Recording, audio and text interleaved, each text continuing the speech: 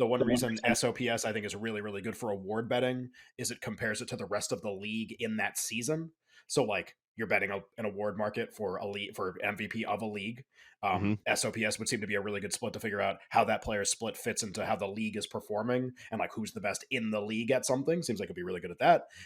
If you look at it, so 100 is like average is the right way to think about it. This is like sort of a statistic that measures offensive performance.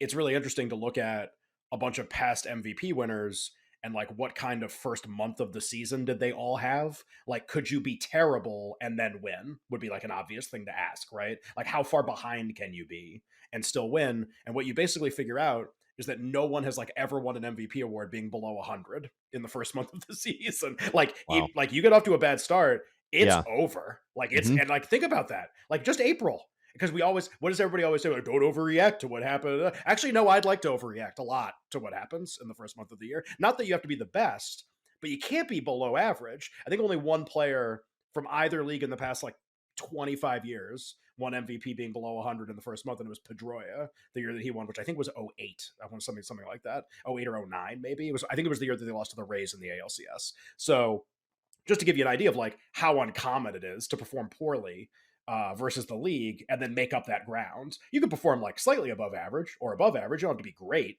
but you can't be terrible. And even as like a baseline average, you really want an SOPS of like 130 is like kind of what I'd be looking for the first month is like identify your list of candidates. I got there's only two winners aside from Pedroia, so we're talking about a list of about 50.